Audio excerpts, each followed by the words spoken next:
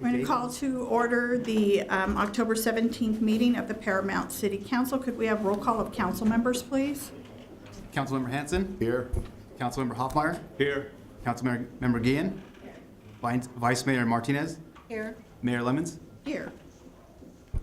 I don't see, we're not missing, are we, the representative from Congresswoman Lucille Roybal Allard's office? She's not here yet? That is correct, Madam Mayor, and we also do not have Leah Juarez Senator from Laura's, Senator yeah. Laura. So Okay, so we'll hold those presentations for now.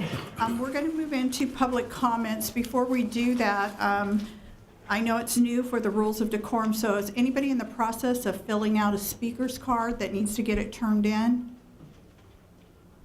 Okay.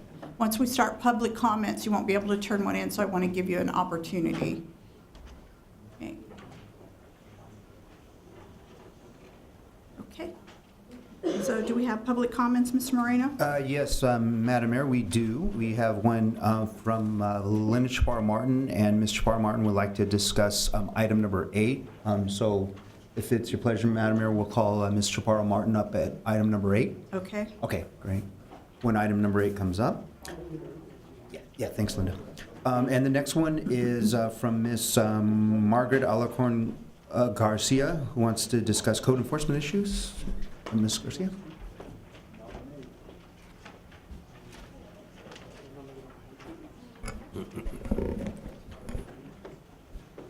Good evening. My name is Margaret Alarcon Garcia.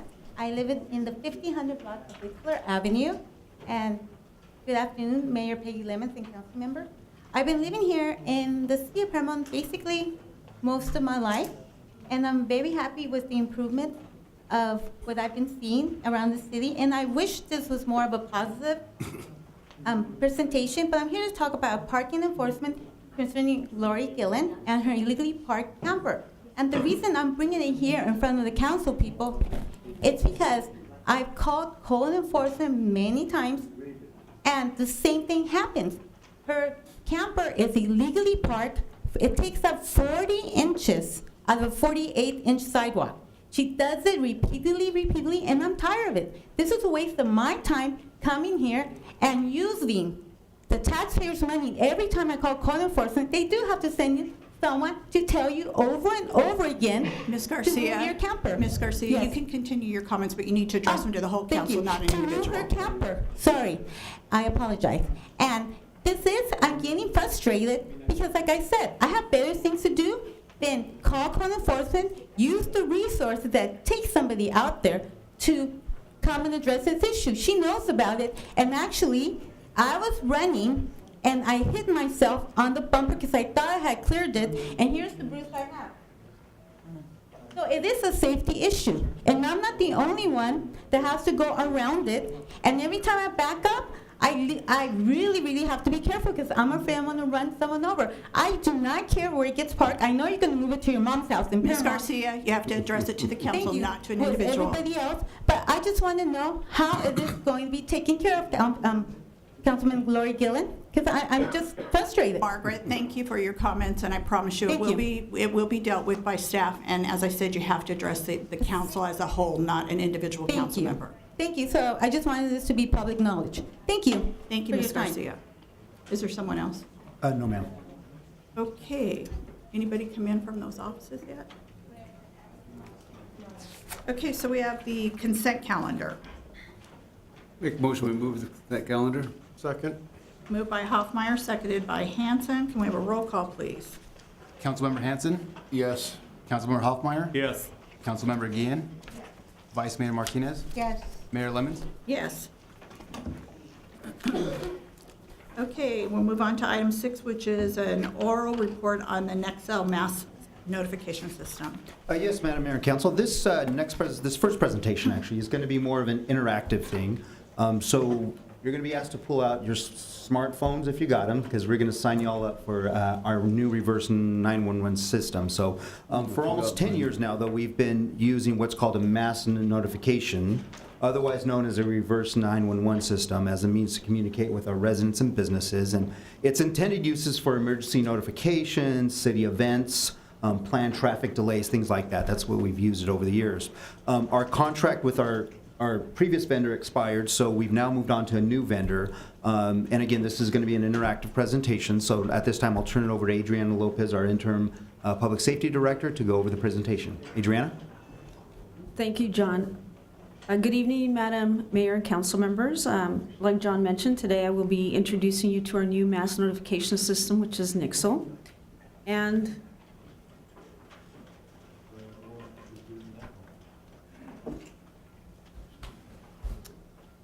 as you may recall, since 2008, the city has used Blackboard Connect as our mass notification system vendor.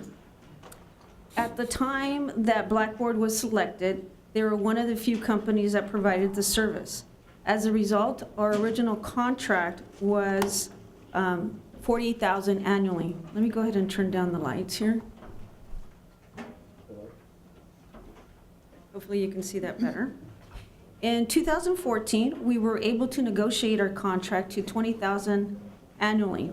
And although the price was reduced to almost half of the original amount, the company was not able to assist us in collecting cell phone numbers from Paramount residents and business owners.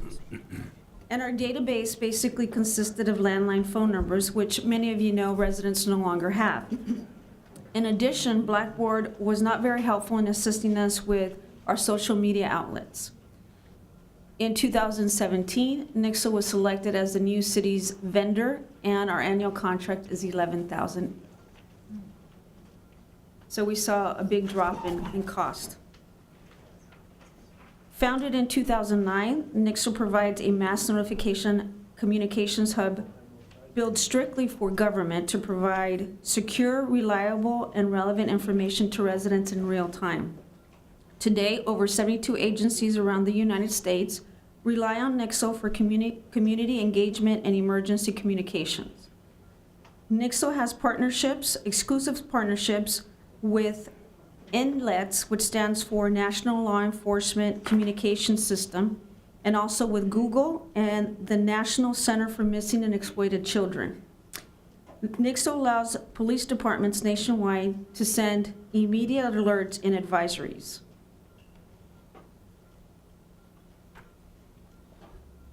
Our new mass notification vendor, Nixle, allows the ongoing communication about events and alerts that directly affect our city residents. This includes emergency alerts, which could include severe weather or natural disasters, community events, which would include our upcoming holiday events, as well as any other events that our residents may be interested in. In addition, we can also provide public safety information, which could include traffic hazards or closures. And also, it gives us the ability to geographically target neighborhoods or certain communities and specifically send a message to that area. And last but not least, we could also send it in different languages, and for our community, most likely it would be in Spanish. We're able to deliver communication over multiple channels, increasing the likelihood an alert is seen. Nixle offers us the ability to send notifications using the platforms through landlines, which is very limited now, texting, emails, through Twitter feeds, Facebook postings, and YouTube postings. We will also be using all our social media outlets available to us during our upcoming holiday celebrations as a means to collect cell phone numbers as well as email addresses. So we're going to go ahead and get started, and if you could take out your phone. Okay, and the exercise basically is sending out a text. So if you can go to your text platform, so if you're sending out a text, and all you're going to do is, where it says 2, you're going to put 888-777. And if you can tell me when we're ready to go on to the next step. Okay, so in the area where you would put a text, you would just put our zip code, 90723. And you hit send. Once you hit send, then you should get verification. And let me know if you need any help with this. I'll be more than happy to assist you. Yeah. Got it. Went through? You said 888777? Correct. So it'd be 3/8 and 3/7, and then you, in the body of the text, you would just put our zip code, and then you will get an alert saying that you're now signed up. And it's in English and Spanish. Correct. So you do have the option of selecting English as your primary or Spanish as your primary. And how do you go about selecting that? If it's by default, if you don't press anything for Spanish, then you automatically get English. Okay.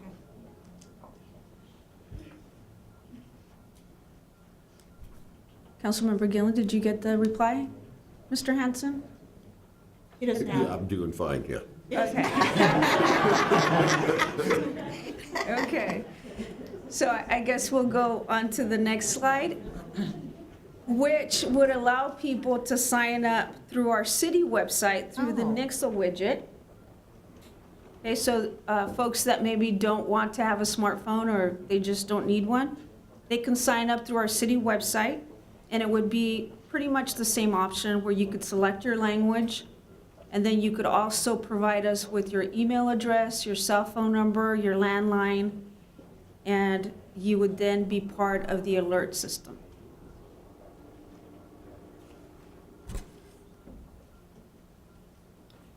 And that concludes my presentation. If you have any questions, I can answer them for Adriana, you. did you state that at the community events, we were going to maybe have booths where our constituents can sign up? Our I know goal you is- stated the city website, but at Yes, community our goal events? is to, during the presentations or during the time that our MCs are talking, ask everybody to get their cell phones out and just go ahead and push 888-777. Oh, wonderful. It's easier for us because we only have one zip code, so as long as you push 90723, then it'll go ahead and capture your cell phone. Now, if you want to provide us with the email address and so forth, then we can have a booth, or we can direct them to the city website. This is wonderful. I was just mentioning to John yesterday, I attended the California Contract Cities Association conference a couple weekends ago, and they were stating how well is your city prepared for a major disaster. And as I sat there, I reflected that on an annual basis, our city employees, LA County Sheriff, LA County firefighters, the Red Cross, the school district, you do a drill on an annual basis. But I stated to John yesterday, how would our constituents be informed? And now this is great, text messaging, email, cell phone. Well, I'm an emergency preparedness nerd, so I am a licensed ham radio operator as well as Anthony. Our EOC, we're always updating it. Every other Friday, we go in there and try to make sure that we see everything. We have 2 ham radios in our station. We have 3 satellite phones. In addition to that, we are working on updating our emergency operation plan. And in that, we're going to have 2 exercises that are going to be run by our consultant. Oh, wonderful. And when you have the exercise, contact myself. I would like to see it in action, and I'm sure my colleagues would as well. But, Absolutely, yeah. I would And love our to. An emergency operating center, I know it's at the Paramount Community Center, but the main one is at the Sheriff's Station, Correct, and then our secondary is at the maintenance yard. Public Works, right? Yes. Okay, thank you, Adriana. Thank This is you. excellent. Any other questions for Adriana? Okay, if you guys will join me down at the floor, we have a couple of.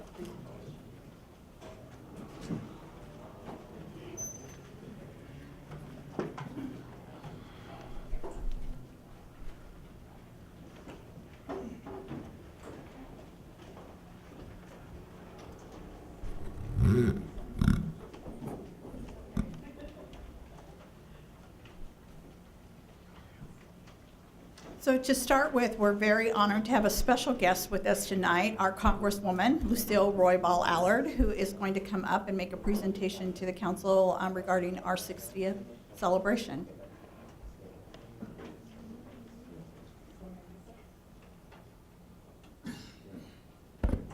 First of all, let me just say thank you to you, Mayor, and members of the City Council for the privilege of being here and being able to join you in this year's celebration of your 60th anniversary. You know, it's important to note that over these 60 years, that the history of Paramount has been one of demonstrating a commitment to innovation and community unification. And that has been led by strong leadership, which is exemplified by the leadership of today's City Council. And because of that, it has inspired so many new projects. More families are moving here. There's an attraction of more small businesses. And all this is because of the commitment of your leadership to make sure that the city of Paramount flourishes and thrives. So in recognition of your 60th anniversary, I read into the congressional record the history of the city of Paramount, which means that anyone who goes into the congressional record in Washington, D.C. and studies it will find under the city of Paramount the history of the city and the many contributions. So it is my honor to present you with this congressional record about the city of Paramount.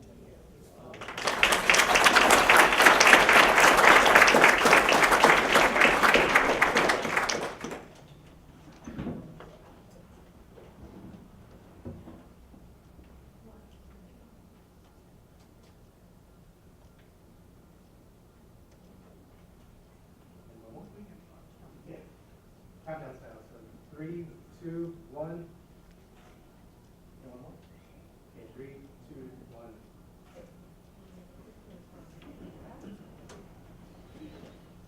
1. No, yeah.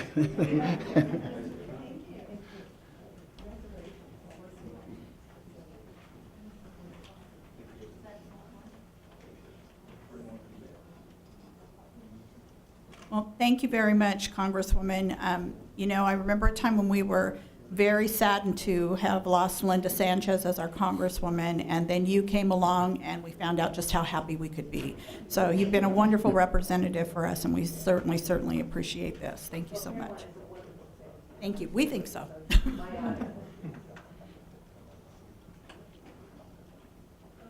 and we have Julio Juarez from Senator Lara's office, who's going to come up, and she's going to make some announcement about the Young Senators program for us. And you know what, at this time, actually what they want me to do, if the senators are here, the young senators, they want you to come up and they want to get the photo, and then we'll take our seats and give the podium to Julio.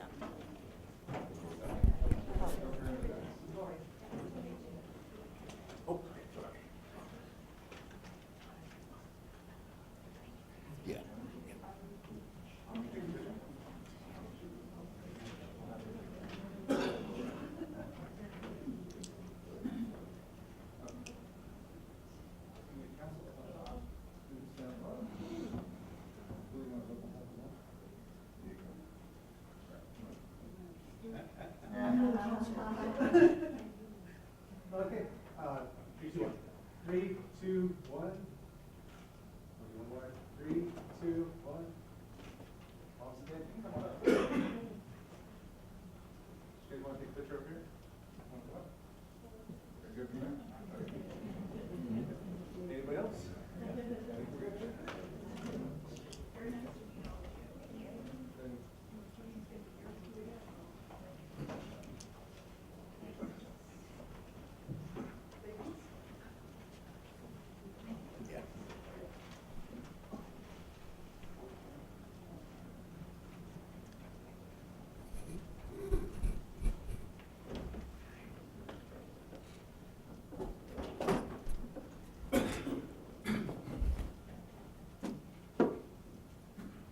So, Mayor, council members, it is a pleasure to be here with you this evening, and we are just elated that every year the Senator has the Young Senators program, and every year we have some fantastic students from Paramount, and this year is absolutely no exception. And so I would like to have them tell you a little bit about their experiences with the program and what they have been doing here within the city of Paramount. They have been volunteering tremendously in so many events, and so I just wanted to give them an opportunity for them to introduce themselves to you, tell you what they have been doing within the program and how they're going to be giving back to the community as they do so. Great.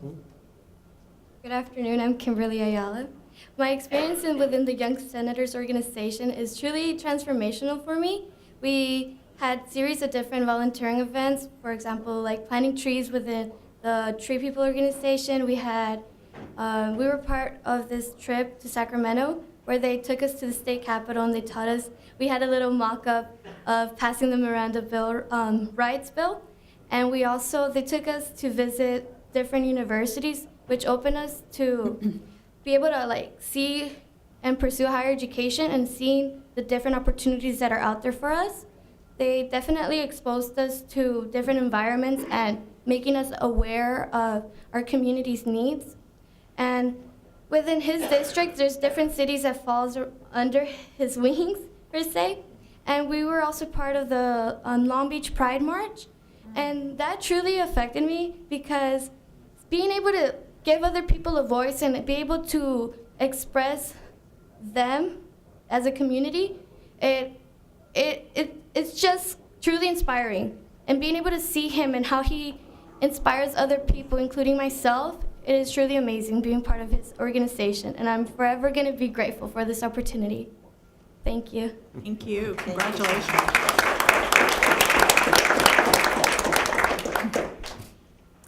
Good afternoon. My name is Victoria Jenkins, and my experience in the Young Senators program has been amazing this past few months. And I would just like to take the time out to say that I'm very grateful for all my friends, Kimberly, and I'm so happy to have them around me because without them, I wouldn't be able to move forward along with this.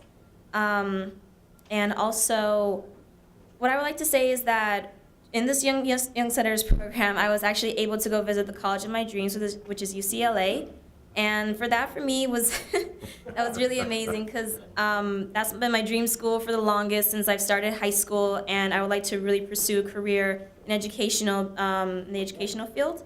And for me to be able to pursue that, just as my mom has right now, she is she's basically working with preschoolers, but I love, working with kids, and I love experiencing educational opportunities as well.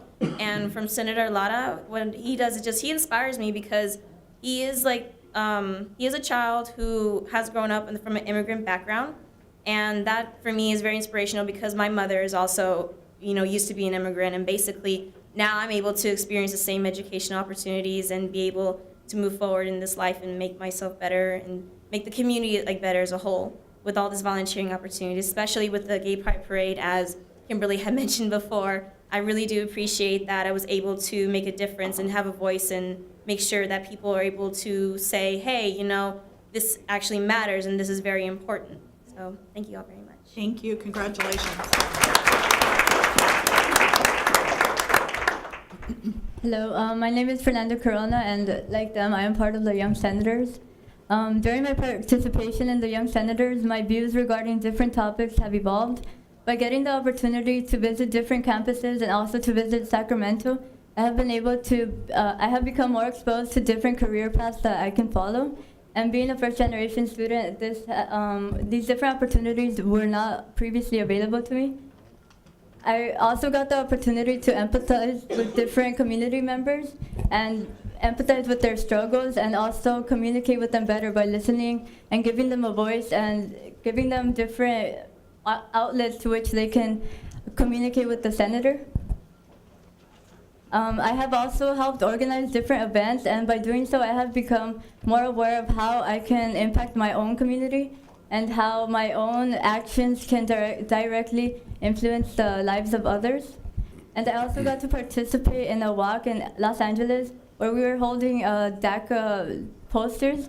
And by doing so, I got to experience the thrill of giving others the voice and giving them the power to recognize their own power and showing the world that they actually have a voice.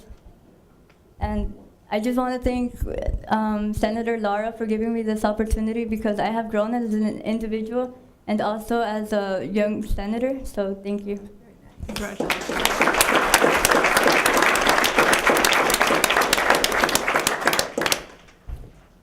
As you can see, they are just remarkable young ladies, and we are just so thrilled to have them as be part of the program. But what has been really inspirational for us is to see them grow within their own community. They were part of some of the events that the city has held. They were part of the event over at Salud Park, and they helped to set that up and help to engage people in what they were doing there as well. And so we are just delighted that this is just the beginning for them, and that they will continue to be just great members of this community. And so I'm just delighted that we are able to share that with you. So thank you for your time. Thank you.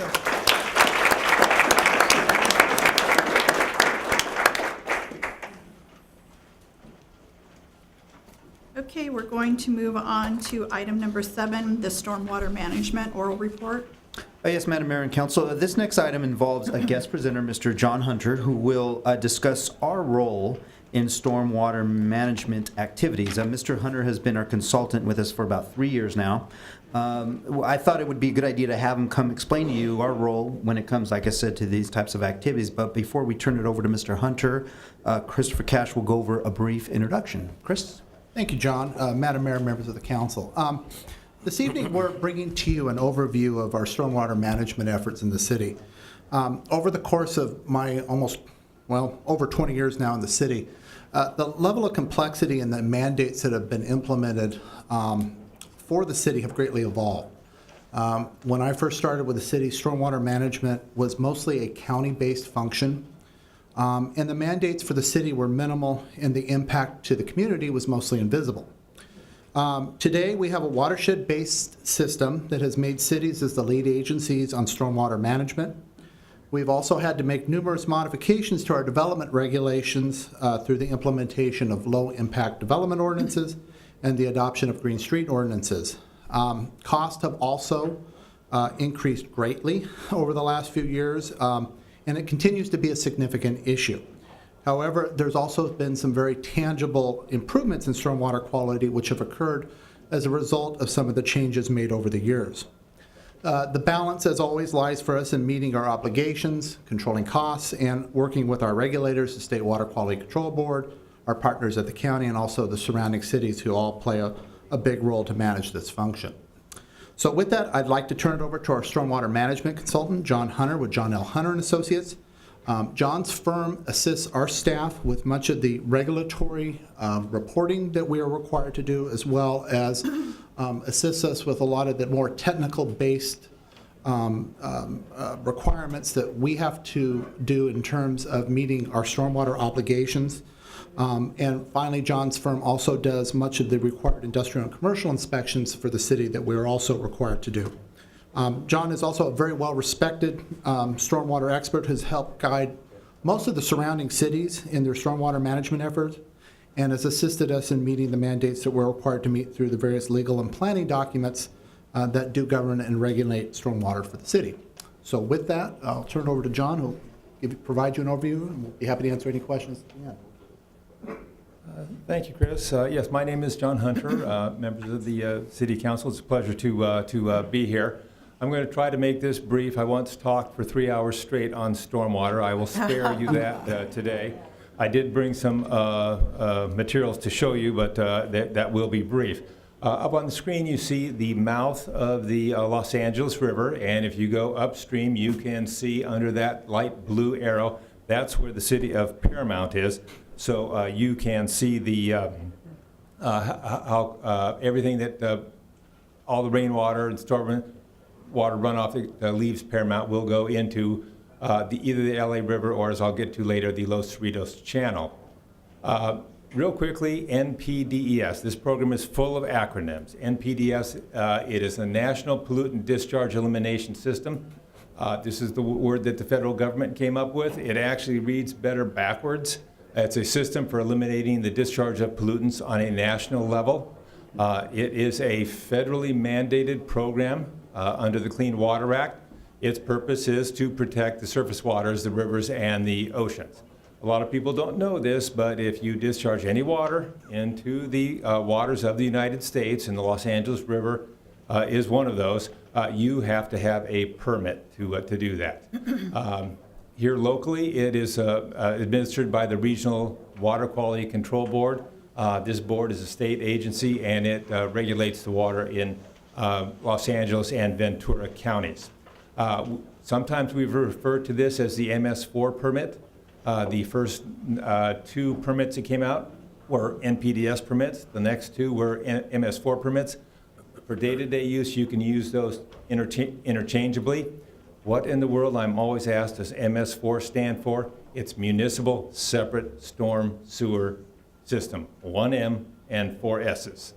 So, and that's all it is. This is just the permit that the city has to have in order to allow stormwater runoff to drain into its riverways.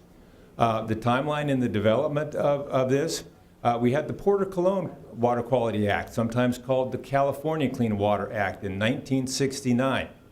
That went to the Federal Clean Water Act in 1972.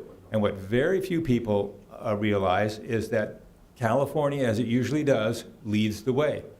The federal government liked the Porter Cologne Water Quality Act so much, they actually took large portions of that law and put it word for word into the federal rules. So again, California leads the way. So the Clean Water Act was adopted by the feds, and we have our first MS4 permit in 1991. That's when we started to label catch basins with the we call it the half fish, half skeleton, no dumping logo that you see all over the catch basins. That first permit was about 13 pages long. In 2001, which I don't have up here, but I did bring a show and tell, this is our 2001 permit. It's about 100 pages long, double-sided here. And as Christopher mentioned a few moments ago, this program has gotten more and more complex. We've gone in 2001 from this to our new permit in 2012, which is this monster, double-sided. Wow. So the program has really gotten a much higher level of complexity. One of the requirements of this permit was that we had to go into watersheds. So Paramount joined with other cities to develop 2 different watershed management plans, one for the lower Los Angeles River and one for the Los Cerritos Channel. Very similar, but very slightly different because each river has different regulatory requirements. We developed the WIMP, the Watershed Management Plan, and within that, the SIMP. As I said, acronyms run wild in this program. The Coordinated Integrated Monitoring Program. Before 2012, there was 1 monitoring station for the LA River. That was located down near Wardlow in Long Beach. That was the same station for Paramount, for San Fernando, for Pasadena, and for the city of Los Angeles. With this new program, we now, and I haven't counted them, but there are about 50 monitoring stations that are throughout the river. As we said, in 2012, 2013, we joined with the other cities. The goal of these WIMPs and SIMPs is to develop a plan in order to meet pollutant goals that are set by the regional board. We have our deadlines that extend into the 2020s and 2030s. And it's just been found that if we do this as a group, the cost of developing these plans are considerably less on a per city basis. The cost of each one of these plans, by the way, was about $600,000. There is the map of the lower Los Angeles River, and you can see it goes all the way from Pico Revere, the light blue at the top, sort of to the right, down to the, I'll call it sort of a light green, which is Long Beach, towards the center bottom. And Paramount, you can barely, at least I can barely make it out, is sort of an orange color right smack dab in the middle of this. So these are the cities that have joined together in the lower Los Angeles River watershed.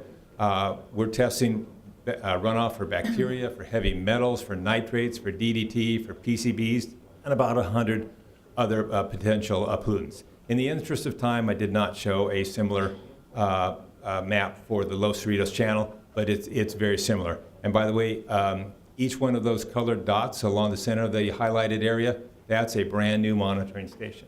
Those monitoring stations were not there in 2000 and prior to 2012.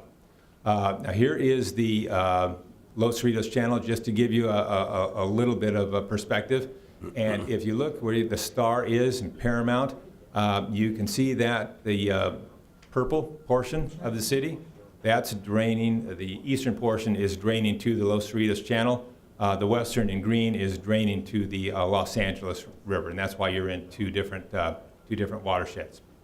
The WIMP, as we call it, is a comprehensive evaluation of the watershed area. It identifies your priority pollutants. All of this is through the Gateway Water Management Authority. They're acting as the fiduciary agent on this, and they're coordinating the activities. And the goals are to ensure that we can achieve our, and I'll skip some of the acronyms in this to spare everybody any further, but we're trying to achieve the water quality in the best, most efficient way we can. And we want to make sure that we don't contribute to any exceedances of water limitations, and we're not a source of pollutants to the receiving waters. This is what we call our compliance cube. This is what the when the rain falls on the city, it picks up all the dirt, and usually what happens, then washes it into the rivers. Usually what happens that first flush, when cars have been driving on the streets all summer long with no rain, that first flush is usually the worst, so we try to capture the worst. There has been an extensive computer modeling analysis of this program. The watershed as a whole, and this is just for the LA River, we have to capture the equivalent of 803 acre-feet of the of water of that first flush in order to make sure we remove enough of the compliance, enough of the pollutants. And just to put that in perspective, you can see how you can see the two large people there. That's not the perspective. You follow that arrow to the two tiny little dots. That's the real people, and that's how big that cube is. So that, if you think of it, that's a football field from the end of one goal line to the end of the other goal line, 803 feet high. So it's a lot of water. Paramount, the computer modeling predicts, will need to capture 76 acre-feet of that, and that's going to be by 2028 and leading into 2036. To be in compliance. So some pretty major efforts in the coming decade. What are we doing for that? We have a lot of control measures right now. Sediment is a major source of pollutants, heavy metals, bacteria naturally occurring in soil. So we want to make sure that the sediment is being removed. Construction sites larger than 1 acre are inspected monthly. Business sites are inspected once every 30 months, and I'll talk about that a little bit more. We have new projects, both public and private, are routinely required to install stormwater treatment LIDs. LIDs, low impact development. In this case, water gets the photo on the left-hand side. As water flows down the street, it goes into that. It looks like it's just a tree, but there is special soil in there. The water from the street is directed through that tree well, which is actually a very sophisticated stormwater treatment system. Comes out the bottom, very clean, and into the stormwater system. We're doing public education and outreach about stormwater pollution on a regular basis. Full approval of the as was mentioned in the arrow, full approval of the WIMPs was in July 2015, and every year, December 15th, we have to report to the regional board on how we are doing, and we're in the middle of preparing that report right now. I wanted to emphasize a little bit, we are making inspections in the city. We have been, we're on our second cycle under the 2012 permit. There's 440 business sites in the city that we are required to inspect. We inspect them once every 30 months. Right now, I just checked with our inspectors today. We've completed 338 of those inspections, so we have slightly more than 100 to finish off between now and December 28th, which is our deadline under this cycle. Right now, the permits require us to inspect each one of these sites once every 30 months. You know, some sites honestly are clean, others aren't so clean. So in the WIMP that we submitted to the state, we said that we would prioritize them. So in our next round, we will probably be inspecting some industries yearly, other maybe once every 5 years. And the regional board was okay with that. New projects with disturbed areas over 5,000 square feet are routinely required to mimic natural conditions. In other words, if you have a project coming into town that's going to disturb 5,000 square feet or more, you're going to want them to put in a system very similar to that tree well that we showed last time, where the water gets treated before it goes out to the street. We're doing feasibility studies throughout the watershed right now, looking for parks or other large public locations where we can build treatment facilities. We've got a big one going in right now in Long Beach Airport for the Los Cerritos Channel. We've got one going near the forest by the city of Long Beach. We've got one up in Southgate, what they call the Urban Orchard. So there are a lot of these projects that are being built. This particular drilling is in the city of Downey, which is located, you know, relatively close to Paramount. But this is going on throughout the watershed. We have a trash DMDL that we have to meet. We're doing studies this year. We're very close to meeting the requirements. You can see the catch basin right there on the left side. And what I wanted to show you was inside those catch basins, we've got all kinds of baskets and traps and other contraptions that will capture trash. We basically have a goal of pretty close to zero trash getting out to the LA River. The Los Cerritos Channel escaped that rule, but only for a while. They are now getting that rule in place. So pretty soon every city is going to be, every catch basin in the city is going to have a screen of one type or another. We are going through the outfalls that are leaving the city, looking for problems. We've just checked every outfall from Long Beach through Paramount, up to Southgate, up to Pico Rivera. We've had to do those 4 times in the last 2 years. So we're looking for anywhere that there might be problems coming out. We have specific targets in the permit. We have a compliance date for nutrients in 2012. The good news is we're easily meeting that. Trash, the final compliance date was 2016, and we've submitted our documents to the state, and we're working out a few details with them right now. Metals, our final compliance date is going to be 2024 for dry weather, 2028 for wet weather. Bacteria, 2037. We've got harbor toxics, it's 2032. And as I say, I can just go on forever and ever on this. And the good news is we're keeping our fingers crossed. The last year that we did our monitoring, the results were actually unexpectedly good. So it looks like the efforts that we're doing so far are working. So we're not going to say, yes, we've got 1 year of good results, so we're done, because we know that's too optimistic. But you know, we're doing better, I think, than we expected. So that's good. So coming steps, we probably want to do a potential design of a regional corridor project at sites such as Progress Park. We want to prevent dry weather flows into the Los Angeles River and the Los Cerritos Channel where we can. We've got a bacteria study going right now for Compton Creek. The reason we're doing Compton Creek now is because we've already done the portion that flows in through Paramount and the main channel of the LA River, and with the installation of the catch basin inserts. 176 are planned for the Los Cerritos Channel watershed. We've already got 327 in the lower LA. So we're doing a good job of keeping the trash out. In conclusion, this is an expensive program to implement.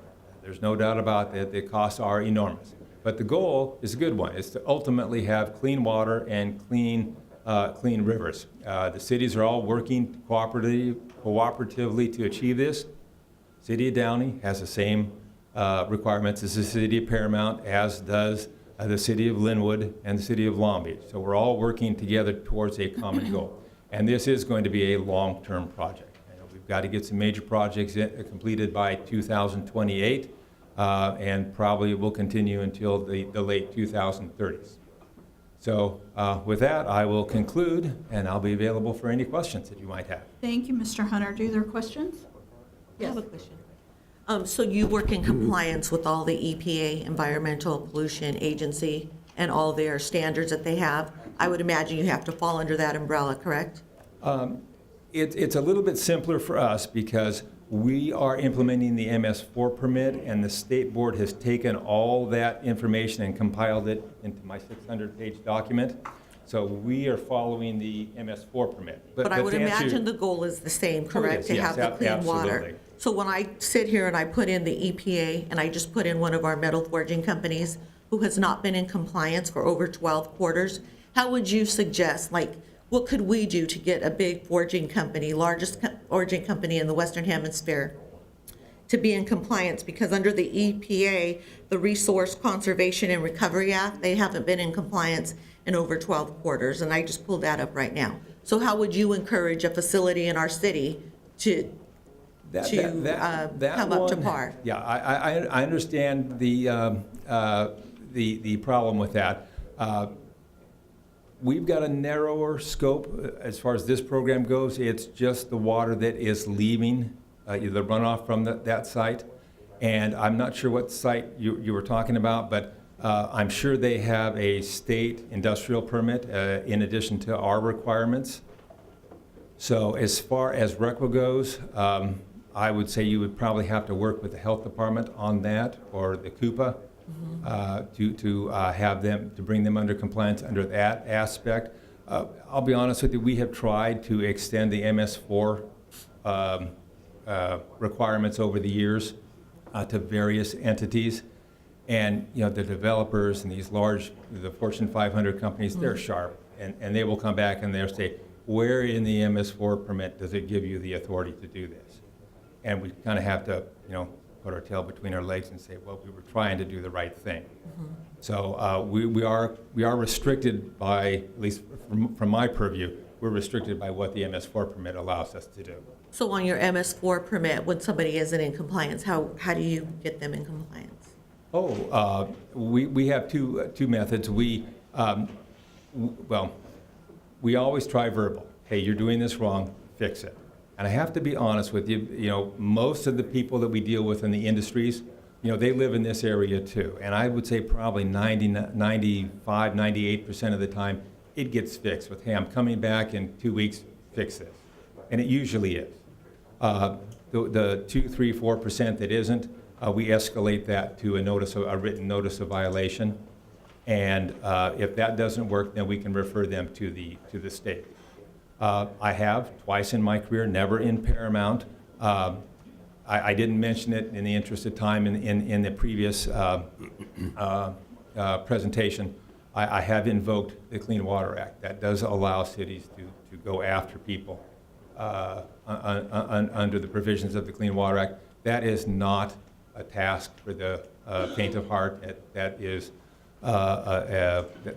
challenging, but it does carry monstrous fines, and you can get attention that way. Thank you.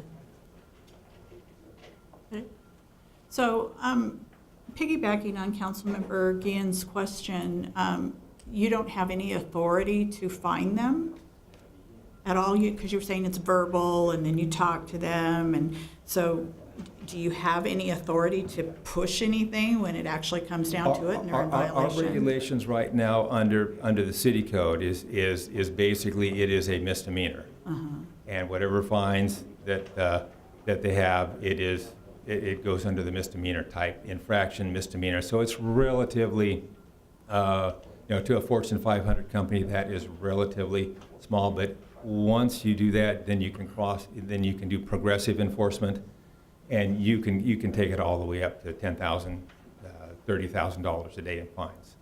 And then I remember, and I think it's the same issue, if not, staff can correct me, but when we were talking about all of these enforcement and precautions and catch basins going into place, that there was a lot of protest and argument about, for the watersheds, if they found contamination, because it's runoff, how are they going to tell where it's coming from? Is that part of what your enforcement is doing, or is that another government segment. It's one of the reasons we now have 50 monitoring stations as opposed to one is for that reason, because it was impossible to tell where it's coming from.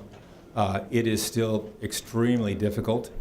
Once it's commingled, it's very difficult. And then we have to go up and look at the various industries and say, I don't know which one of you is causing this, but I see you've got a pile of this over there, and that's what we're finding, so get that cleaned up. And we can enforce that.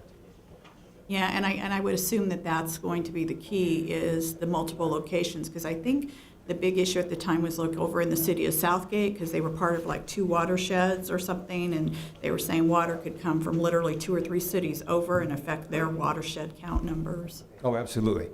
Yeah, which is why we went to the watershed. That's one of the reasons the board required that we went to a watershed, so that you could at least delineate it and localize and say, okay, it's coming from this area. Right. Yeah. But the commingled aspect is still very difficult. I would imagine. Yeah, it's still hard, but we do our best. Any other questions? Thank you so much. All right, thank you. Okay, we're going to go to item 8, provision for indoor air filters and grant opportunities. We have staff report. Yes, Madam Mayor and Council. At a recent council meeting, the City Council directed us to research grant opportunities for the possible provision of air filters for residential use. At the same time, we informed the council that the County Health Department was conducting indoor air sampling in a few homes in Paramount. This indoor air sampling, we said, would give us a good indication of the condition of air quality in some of the homes here in town. So last month we met with the county, and they finally have the results of their sampling. And Chris Cash will go over both the grant opportunities as well as the air quality sampling that the health department conducted. And Madam Mayor, as a reminder, we do have one speaker's card on this item. Chris? Okay, thank you, John. Madam Mayor, members of the council. As a part of the city's efforts on the air quality front, staff has been looking at the potential of providing indoor air filters to residents and also at potential funding sources for these filters. Much of our effort was in conjunction with our partners at AQMD, the County Department of Public Health, as well as a variety of other environmental agencies and organizations. We now have some information on this request for you to consider. As was previously mentioned to the council, earlier this summer, the County Department of Public Health, or DPH, conducted indoor air sampling in the city. 3 homes were sampled, and these homes were in areas of the city that have been shown to be the most impacted by the outdoor air quality issues. The homes had sampling conducted over a 24-hour period, and samples were collected of the ambient air in the home, along with samples of dust particles. These samples were sent to DPH's lab for testing, and the results were discussed with city staff at a meeting that John mentioned back in September. DPH conducted the indoor air sampling under the mandate to determine whether there was an immediate public health hazard due to the air quality within these homes that might require additional action up to and including looking at the relocation of residents. DPH had taken the same tack during the Exide battery plant issue in Vernon, where relocation was necessary. However, in the case of sampling here in Paramount, DPH did not identify any immediate health hazard. DPH told us in the meeting that the air samples all came back within acceptable levels. All of the dust samples also came back within acceptable levels. There was one dust sample that did test positive for hexavalent chromium. However, it was at a very low level. DPH said that based on their sampling, they did not believe that there was a public health hazard relative to the quality of indoor air. When we did meet with DPH staff, the question was posed if they had any recommendations for air filters. DPH did not have a recommendation, particularly as the air samples were considered to be unremarkable relative to the background air quality that they find in Southern California in general. In other words, the air quality did not rise to any level where filtration was recommended as a course of health protection. DPH staff said that in fact the best way to protect indoor air quality is to continue to improve the outdoor air quality. At this point, DPH is not planning additional indoor air quality testing.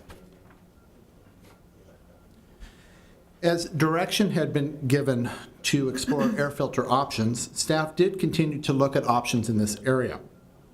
We did use the raw test data given to us by DPH as a benchmark for the performance of any filter that either might be recommended or potentially provided by the city.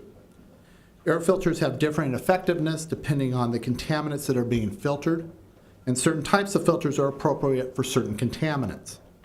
Staff felt that we had an obligation to ensure that the filters recommendation for filters and potentially any filters provided were appropriate for the circumstances. And as a means of making this assurances, the city retained the services of a certified industrial hygienist from the firm Pacific EH&S. So just as a bit of background, a certified industrial hygienist is a scientist or engineer who evaluates the environment for purposes of recommending and implementing practices that protect the health and safety of people. Industrial hygienists are trained to evaluate environmental conditions, in this case air quality, and to implement practices and in many cases recommend equipment that can reduce hazards and improve safety. Pacific was given and reviewed the raw test data from the DPH air and dust sampling. Based on the data, Pacific agreed with DPH that there was not a specific hazard identified in the sampling. The use of indoor air filters was not recommended specifically by Pacific as a necessity. However, air filters could certainly be used as a matter of personal preference. We have also explored grant funding option for filters. Community groups, foundations, nonprofits, and vendors have all been contacted to inquire about funding opportunities. Also, as you might recall early on, Supervisor Janice Hahn's office indicated that they might be willing to provide some funding. It is our understanding that at this point, the supervisor's office was waiting on the results from DPH prior to making a decision, and we are now waiting on the supervisor's office relative to word on that offer. We've also reached out to a variety of groups who have health or environmental missions. The groups have ranged from other governmental agencies to health organizations to those who are engaged in social justice efforts. And again, groups like the California Endowment, Coalition for a Safe Environment, AQMD, Port of Long Beach, and Southern California Gas. At this point, we have not identified any grant funding opportunities. In many cases, grants are designed to remedy problems, and while we've had our challenges relating to outdoor air quality, that problem has not appeared at this point to impact indoor air quality. Therefore, we don't have a case to make on that grounds. Many grants are also committed, and in some cases, grants funds are allocated many years in advance. That's not to say that there may not be future opportunity, but that funding and need may not coincide. Finally, some granting organizations, particularly the larger foundations, do not accept grant solicitations. Rather, they invite grant applicants based on that particular organization's mission and particular focus in any particular year. On a separate but related note, we were recently notified that the city had been awarded a grant from the Port of Long Beach. This grant, though, is very specific in that it is for mitigating pollutants from diesel truck emissions coming from the port and is intended to be awarded to organizations that serve either youth or seniors, which are considered sensitive populations for diesel pollutants. These funds are not available for funding filters given to residents and are not meant to mitigate industrial pollutants that are not related to the port.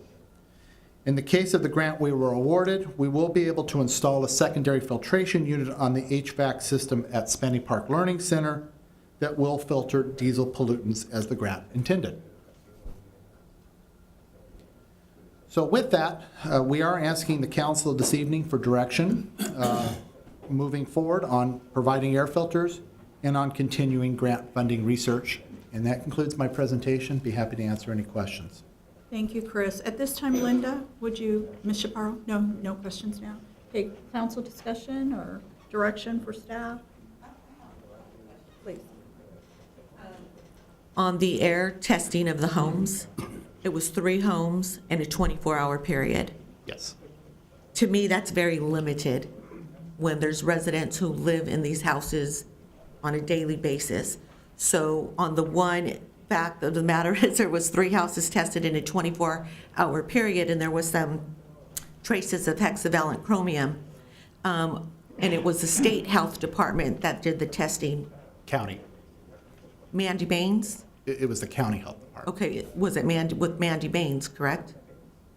She was the one that was reaching out to the community members, and she's part of I think this- she was part of the group That we met with. yeah. Yes. Correct, and that's the state health department. No, it's county, actually. Yeah. But Mandy Baines works for the state. I believe she works for the county, but it was, we met with 3 individuals from the county, and Mandy was one of them. Right, I think Mandy came from the state, and she worked with 2 of the local. My question is, I'm just a little leery on letting this subject matter go simply because it was 3 houses in a 24-hour period when facilities are running, emissions high on one day, then they're low for a few other days, and we've seen that through the AQMD monitoring reports, that they could be putting out emissions, and then how do we know this 24-hour period that was monitored was during a low emission versus a high emission? I just think 24-hour period, 3 homes is very limited to say we're done. That's my conclusion. Is there any way we can go back and have an extended period, 1 week at least? The health department, when we met with them, indicated that, first of all, they were looking for whether or not, I think it was more of whether there was an immediate health hazard that required relocation, and they felt, based on the sampling they've done, that that was not the case. For immediate, but long-term, that's what we're Right. concerned about. They did indicate that, that there is the potential that you could do more. However, they were not funded to do more, and that based upon the sampling that they had off of this, there was not a compelling case on their standpoint to ask for more samples. Okay, are there any other questions? So we're back to the item of the air filters and where we want to go with that. My thoughts would be, based upon these tests, that I don't think that we need to have staff doing the active pursuing that they're doing, but I do think that any council member, member of the community, staff member that hears about a grant opportunity, there's certainly no harm in us looking into that and seeing what's out there that we can take advantage of. But as far as making it a directive for staff to continue pursuing that, I would be opposed to that. So they're looking for direction from us, council members. So if you want to express your feelings. Well, I would like to retain the certified industrial hygienist to provide specific guidance on filter types. So I would. Well, that's what she did. They already did. Yeah. Yeah, she did Okay. that. That's what she was saying, that what type we should get if there was an issue. So it comes down to what we're trying to decide is staff had a directive from the council to go out and look for grants for air Right, filters. right. And so based upon what the county has reported back to us, there isn't anything available to us at this time. So we have to say, we want you to continue to make this a priority and actively look, or my suggestion or my feelings are about it, I don't want them to ignore it. I think if we hear about grant opportunities, council members, staff, if community members hear about something, certainly email the city and let us know so that we can look into it. But I think that their time should be spent elsewhere at this comfortable with point that. after the search that we've done. I think that's a good point, Peggy, Mayor. And so let's take a roll call vote. Can I just say something real quick? Go right ahead. I would just like to kind of go off of what Diane was saying, and this is what the health department, this is what they've given us at this point. But what would be wrong, or what would be the apprehension about having the hygienists, like Diane mentioned, do a little more in-depth study and then making a conclusion? They did a 24-hour study. I think it's incumbent upon the city, knowing that we have an air quality issue, not to just rely on the community members, but to do our own study and to get some monitoring done for a longer period than 24 hours. I think I can, understand that the immediacy or, the immediate need for an air filter may not have met the standards, But I think that it is incumbent upon us, and it should be our responsibility as a city to do our own testing for longer than a 24-hour period, and then see where we can go from there. But just to say, at this point, let the community members do it, I think we do have some responsibility. Well, first of all, that's not the issue that we're voting on or the agendized item, which is where we're at. So having the council vote on whether or not to do further testing is another issue. And of course, according to the rules of decorum we just discussed, you can request that to be put on agenda and see if you can get a consensus to do that. That's another matter. This is about whether or not we give staff direction to continue to look for filtration systems and grant funds for that. So that's our agendized item. The other one is something that would have to be on the agenda. So is there a motion about the direction for staff on this? I'd like to make a motion for staff to continue to look for grants. I think it's a need of the community, those that are living near metal facilities and those that are being directly affected. I think there's a need, and I would like to make a motion that we continue to have staff look for grants. I don't hear a second. Is there a second? Okay, roll call vote. Councilmember Hanson? No. Councilmember Hoffmeyer? No. Councilmember Guillen? Yes. Vice Mayor Martinez? Yes. Mayor Lemons? No. Okay, let's move on to, I lost my agenda. It's stuck in there somewhere. Oh, here it is. Thank you. Okay, so item number 9 is recording and live streaming of city council meetings. Yes, Madam Council. A few months ago, city staff conducted a comprehensive survey of neighboring cities with regards to their practices for video recording and live streaming of council meetings. The city council then directed us to look at options for permanently recording and live streaming meetings.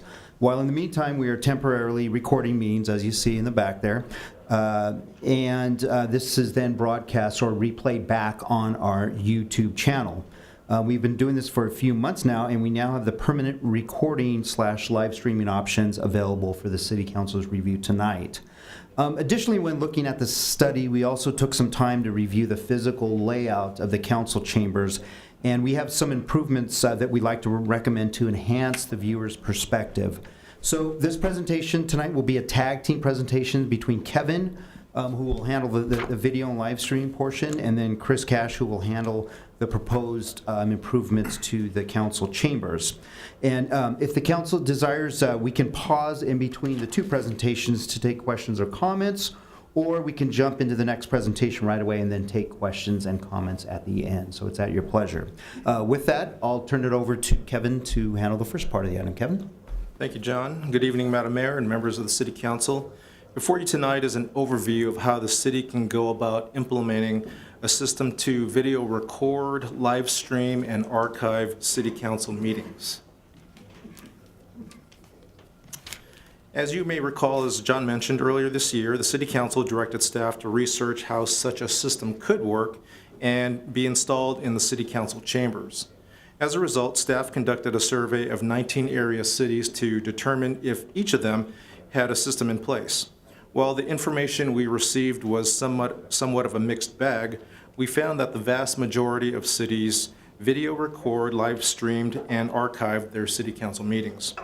The survey was also useful to us to understand the types of systems these cities used, their audio-visual vendors, and how their systems are funded. With this information, we learned that there are several major considerations for establishing a new video recording system. We would need to purchase specific hardware items like a professional video camera to capture recordings. In addition, we will also need auxiliary equipment for broadcasting on the city's cable TV channel, for live streaming on the internet, and to allow switchover from video to presentation materials shown on the presentation screen.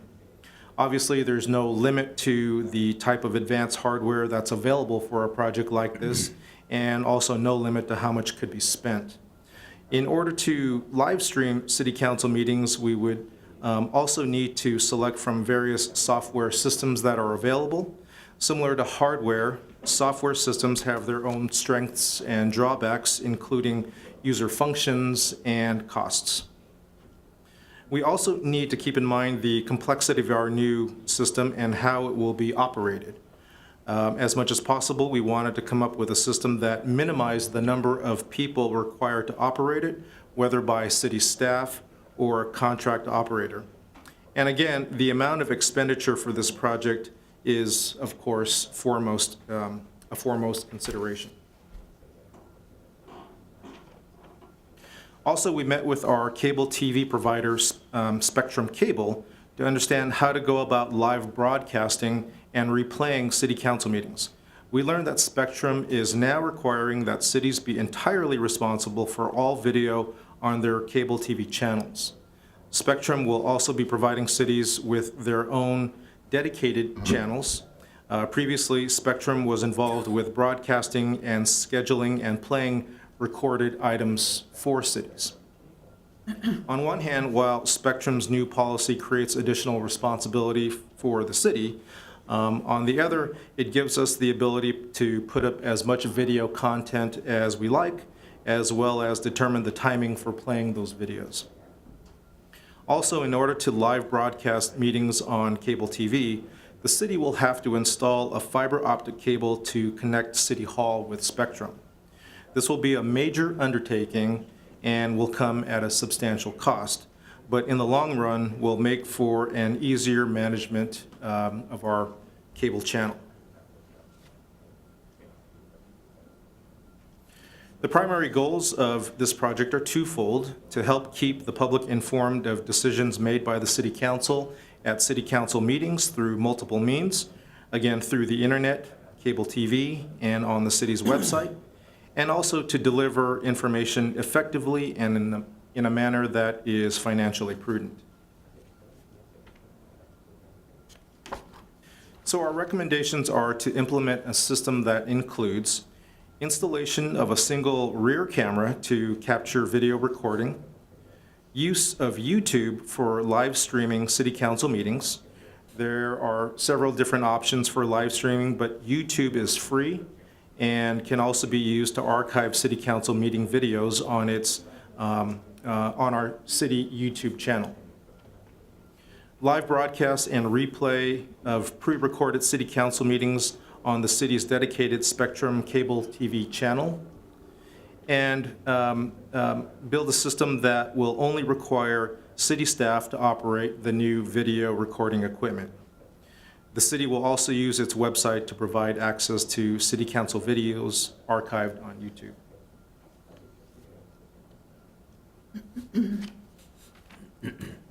The cost of the system will be approximately $50,000 to $85,000, depending on bids received from AV contractors that staff has been in contact with. Fortunately, though, the city can use what's known as PEG funding to pay for this project. PEG funds are provided by cable TV companies as a result of state franchise laws that help local government educate the public about activities, events, and other information. PEG funds can only be used for capital improvements related to video projects to educate the public and cannot be used for any other purpose. The city receives about $35,000 annually in PEG funds, and there is currently a balance of about $265,000 in this account. This amount should be sufficient to cover the cost of the video recording system, as I've just discussed, as well as the cost for the City Council chamber improvements, which John alluded to, which will include a redesign of the dais and a new widescreen video presentation monitors. For more details on those improvements, Chris Cash will now be providing you with an overview and will take you through to the recommended actions. So with that, we can pause now, or we can just continue on with Chris if you have any questions. Yeah, let's go ahead and go on, and then we can see if we have questions for the whole Okay, program. all right. So just to continue on and probably just to give you a bit of history, you might have recalled, and this is probably new for Councilmember Guillen, about a year and a half ago, we did have a proposed separate project that would have made some upgrades to the video presentation system and the video presentation equipment here in the chamber. We were going to replace the large old rear projection monitor behind Councilwoman Guillen with 2 new high-def video monitors, one which would be behind Councilmember Guillen, one behind Vice Mayor Martinez. That project got shelved because we needed to move funding to some other priorities, and we were also going to do some accessibility upgrades also to the chamber at the time. So before you this evening, one of the improvements, and let's see if we can get through that. Okay, there we go. Is that we want to propose some changes to the existing dais layout, which we think will help with the presentation of the meeting for the video broadcasting. So before you, what you see is sort of the current layout. It's sort of a circular U, slightly U-shaped thing where the department heads, we sit facing the council, but with our backs to the audience, which for a videotaping purposes is probably not optimal. What we'd like to propose is a slight modification to the existing layout.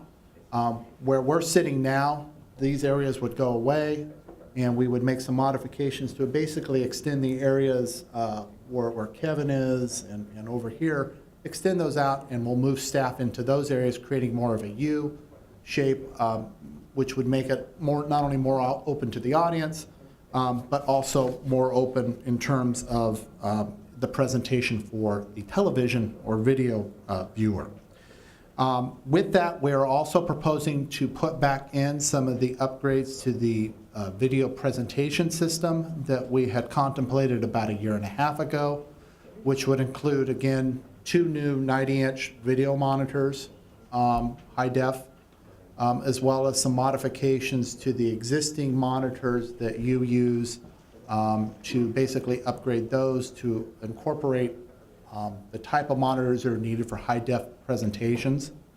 And we would also make some accessibility improvements which were contemplated in the earlier project, mostly coming from the kitchen hallway to the conference room in the back there, removing the stairs here so that you would have an accessible path of travel to use that conference room, because we do use that as a conference room for members of the public here at City Hall. The plan would be to make these modifications in conjunction with the equipment installation that Kevin has proposed. And while we haven't completed the design work yet for this improvement, we're fairly certain that this work can be accomplished within the budget of the existing PEG fund balance that Kevin discussed earlier. So just again, there's a before and after, if approved. And with that, we are recommending that the council please provide staff to move forward with work for recording, live streaming, and archiving city council meetings, and with the city council chamber improvements, and to return with recommendations for award of contract. And that concludes my presentation, and both Kevin and I would be happy to answer any questions. Thank you, Chris. Questions? Councilmember Hanson? No, not at No? this time. Councilmember Gann? No, I'm happy. Good Do idea. I have a motion then? Make a motion to approve? Second. Moved by Martinez, seconded by Hoffmeyer. Can we have a roll call, please? Councilmember Hanson? Yes. Councilmember Hoffmeyer? Yes. Councilmember Guillen? Vice Mayor Martinez? Yes. Mayor Lemons? Yes. Okay, do we have comments from staff? Yes, Madam Mayor, we do. I'm going to hand out this letter. If you could take one, Diane, and pass it down. Local governments scored a rare victory in Sacramento over the weekend. As you know, Sacramento is constantly trying to somewhat pull back on local control.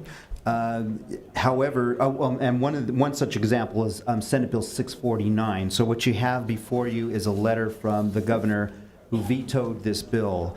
I put a lot of information about SB 649 in your weekly memo. This would have taken away local control. It would have forced cities to allow cellular phone companies to install small towers, what they call small towers. However, they're the size of a refrigerator, on poles at will. We can only approve it through a ministerial permit and not through a discretionary permit. Currently, we can take it to the planning commission and we can object to the size and have them do certain things. So this was definitely a rare victory. We did send letters up opposing the bill. It went through the state legislature and it made it through, and it went to the governor's office. We sent more letters, as did almost every city in California, opposing this legislation. And on Sunday night, right before midnight, Governor Brown vetoed this bill, so we're pretty happy about that. The second thing is kind of fun. Some of you may know about or have seen or heard on the radio, seen on TV or heard on the radio, the Honda commercials, the helpful Honda dealerships. Well, there was a commercial filmed in Paramount, and we're about to show it to you as well as the public. Just one of those, and it features Our Lady of the Rosary, our own school here in Paramount. They received a school library from the helpful Honda dealers. So with that, I'll turn it over to Jonathan and roll the film.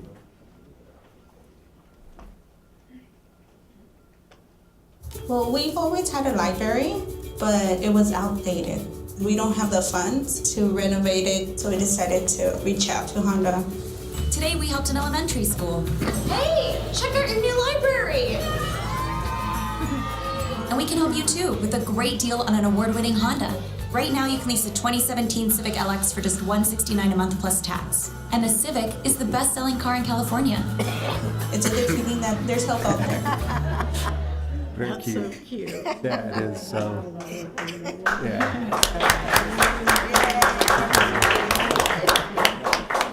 So anyway, that was a pretty proud. We're here, Angel. That was the next commercial. Just so you know, for our role, we had to issue well, not had to, but we issued a permit to the production company. So they told us about it, but they asked us to keep it a secret, don't tell anybody, because I guess when they film these, they want to get everybody surprised and excited about it. So Yeah. that was the case here. So. Really nice. And that's it for staff comments. Just for the record, Madam Mayor, the city of Paramount received no funds from Honda to advertise for that either, so we want to make that clear for the record, too. Any other staff comments? Council members, Ms. Martinez? This Thursday, Paramount Women's Club will be hosting a fundraiser at Chipotle from 3 till 8 p.m. And I believe Chipotle is giving 50%, and the money will go towards the Paramount Women's Club scholarships. And also this Sunday, Tepic Sister City will be having their annual Dia de los Muertos at Paramount Park from 11 to 7 p.m. And then yesterday at our ad hoc meeting, we had our youth commissioners present. And I was in awe, such an impressive bunch of young kids. And they are going to be having fundraisers for their teacher, Autumn Bignami, in the future. So I'm sure, David, they will be sharing information with you. Maybe we can put it on the city website to support the teacher. Harold? Tom? Yes, if I may. It was a couple weeks ago at the council meeting I mentioned about the new bus that the LA County Vector Control Board has now, and they have named it the Mosquito SWAT Lab, and it is pretty well completed now. They had a ribbon cutting last Thursday, which was pretty impressive, and I picked up a few of these magnet business cards. It has their phone number on it for anyone wishing to report a mosquito problem, and maybe people have already, I don't know, because it's been a pretty nasty year, actually, and they've been swamped with requests for services. I grabbed some of them, and somebody's going to put them in the back, or maybe they're already there. If we need more, I can probably get more and bring them down, but there are, I don't know, there's 10 or 12 of them back there now at this point. So everybody wants to help themselves, and if we need more, if we can let staff know, and they'll let me know, and I'll pick up some more, I'll just go over there and ask for some and bring them to a next meeting. And we can pass this, you can have that one, you needed one. Yeah, I've called him twice already. Thank you. Keep it up. Councilmember Gian? No? I serve on the sanitation district for the city of Paramount, and I wanted to share some information with all of you. I'm sure most people have heard about our burgeoning landfills and how we, can't put any more trash in them. Well, we're about to be hit with a burden. China is now going to ban 24 of our exported recyclable materials that they have been taking for many, many years. And they not only took them, they purchased them. So it's going to have a very negative impact on our landfills, as well as the fact that the sanitation district trash companies, they used to sell these recyclable materials to China, so they're going to lose that revenue too. So it's going to definitely impact all of our trash sanitation bills. And they're not quite sure how the industry is going to handle it. They feel that they can store the materials for the amount that they take in right now for about 1 month, and that's all for the amount that they take in. And I guess China has done a ban in the past, and it only lasted a few months. That's their hope. But because they want to use it to boost their own economy and to not take in any more of the waste from the U.S., it could be permanent. So you can expect to hear about recycling materials, things you may do, the price of those going down if you're currently doing that on your own, and for your sanitation bills to go up because the district itself is going to have to find somewhere to put those materials, and instead of being paid to send them, you're probably now going to have to pay to get rid of them.